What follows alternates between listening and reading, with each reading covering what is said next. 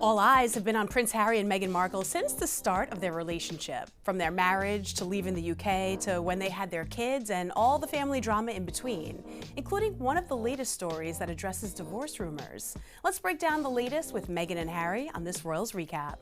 Despite claims that Meghan shopped a potential post-divorce book, a source told Page Six that the pair can't split because their value is in being a couple.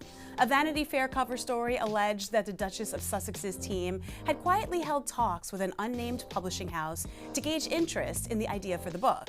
However, a source who had worked closely with the couple told Page Six, quote, "Meghan and Harry know that they are tied together. Their value is in being a couple. Even if they wanted to split, they couldn't. And honestly, they are obsessed with each other. They are just two narcissists." Another insider familiar with the original $20 million Penguin Random House deal the two signed in 2021 said that they had never heard anything about a divorce book.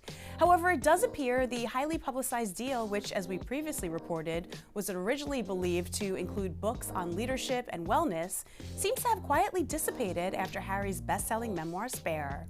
A publishing insider from Random House said, quote, "They are worth more together. It doesn't benefit them to be apart. They have all their deals together. I think the Random House deal is much like the Netflix deal. Netflix just said yes to everything because they wanted to get the docuseries Harry and Meghan. So they said, okay, we'll take the Polo show and let's see what happens with Meghan's lifestyle show."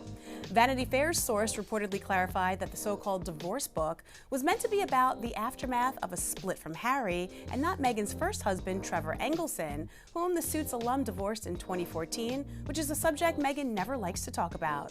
Vanity Fair's report noted that the book meeting did not signify that the Sussexes were breaking up, but was meant to see if the publisher would theoretically be interested should a divorce ever come to fruition. And according to Vanity Fair, the publisher never made an offer and no manuscript was produced because there was no divorce to write about. Harry did, however, address divorce speculation at the New York Times' 2024 Deal Book Summit last December. Because apparently we've bought or moved house maybe 10, 12 times. We've apparently divorced maybe 10, 12 times as well.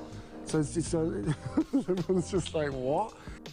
Now, this isn't the only drama that the Sussexes are having to deal with. Meghan's scathing Spotify nickname has recently been revealed, and you've got to hear what it is. Former staffers for the Duchess of Sussex's now defunct Spotify podcast Archetypes reportedly had a harsh nickname for her. UK royal correspondent Neil Sean claimed to Fox News that disgruntled employees secretly nicknamed Meghan after Joan Crawford's diva-like character Eva Phillips in the 1955 movie Queen Bee. Sean alleged that co-workers decided to christen Meghan with the name Eva as a warning signal to let people know that she was either arriving or on the warpath. Sean went on to say those who worked on her ill-fated podcast used the nickname as an insult, saying, quote, "This wasn't an engaging pet nickname. The nickname came from the 1955 camp classic Queen Bee starring the ultimate diva herself, Joan Crawford.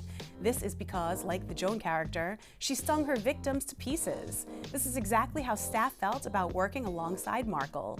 Sean said his source confirmed Meghan had no idea the name was being used behind her back, and the journalist claimed staffers found the Duchess really difficult to deal with due to her mood swings being described as quite tough and bossy. Sean alleged that Meghan also would only speak to a specific top-ranking employee at Spotify, saying in part, quote, "When that person is not around, they have to be reminded that they are dealing with somebody who is a duchess and, more importantly, a member of the British royal family. But it quickly wore off when she became demanding, clearly forgetting her struggling actress days." Meghan wasn't the only one who was given a secret name. Her husband, Prince Harry, also reportedly received a not-so-positive nickname from the staffers. Sean alleged that the Duke of Sussex was known around office as Tim Nice but Dim, referring to the British comedy program Tim Nice but Dim's Guide to Being a Bloody Nice Bloke. And just like Meghan, the journalist shared that he too isn't aware of his nickname.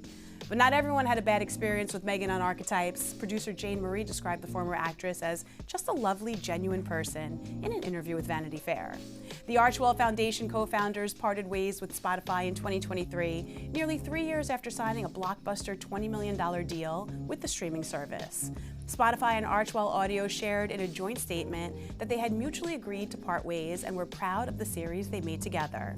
However, sources told Page Six at the time that the Suits alum had failed to deliver enough content to warrant the pricey contract, releasing only 12 episodes before the show was scrapped.